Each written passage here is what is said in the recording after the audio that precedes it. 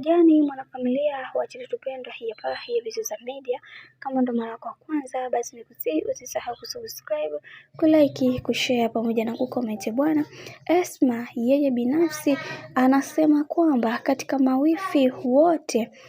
Zuchu ni wifi mzuri na ni wifi anayejielewa na kujitambua pia. Hivyo nataka kusema kwamba katika haya yanayotokea kwa kipindi hiki tuweze kuwa katika mikakati na misingi iliyo bora, kwa sababu watu wengi wanaamini kwenye kile ambacho wanachokiamini, ila mimi binafsi nitapambana kuweza kuhakikisha kila kitu inakuwa katika misingi na mikakati iliyo bora, kwa sababu kuna vitu vingi ambavyo vinavyoendelea na tusipokuwa makini kwenye hiki kila kitu kitaangukia, na tunaamini kwenye kile ambacho kinachoendelea, kwa sababu kuna vitu vingi vimekuwa vikitokea na wengi wao wakasema kwamba huenda bibi ya Zuchu hapendwi na hii familia, lakini Rahasha Zuchu ni moja kati ya mwanamke ambaye mwenye kujielewa na mwenye kujitambua pia. Hivyo yatupaswa kuweza kumpa heshima yake kama mwanamke, na pia yatupaswa kuweza kumpa heshima yake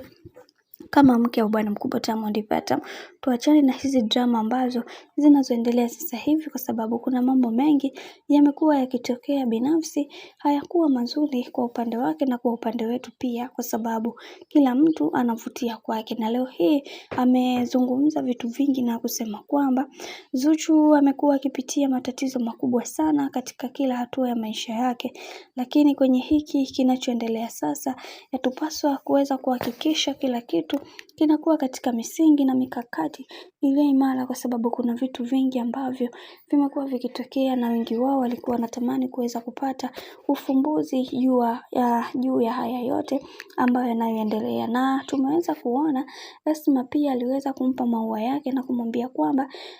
kwa Diamond Platnumz pale amepata mwanamke aliye bora, tofauti na wale wanawake ambao waliokuwa nao kipindi cha nyuma. Kiukweli haya yote tunamshukuru Mungu, kwa sababu Diamond Platnumz baada ya kuweza kuingia kwenye maisha ya Zuchu, kuna baadhi ya vitu ameweza kuachana navyo. Hili ni jambo jema na ni jambo la heri pia. Tunamshukuru Mwenyezi Mungu kwenye kila kitu, kwa sababu yeye ndiyo